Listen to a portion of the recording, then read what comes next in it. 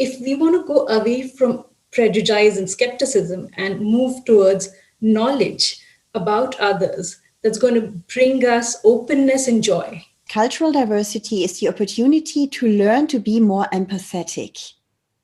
Can you explain a bit more about that? If I am more mindful of you as a person and your culture, where you come from, your values and your background, wouldn't I be able to appreciate you in a way that is more, I would say, empathetic, instead of being judgmental and being just discarding it, but being more mindful about why this particular person is thinking like that. And you can actually work in a more positive and constructive way. So I think that if I understand another person and the values and the background they come from, it's always going to give me a meaningful relationship.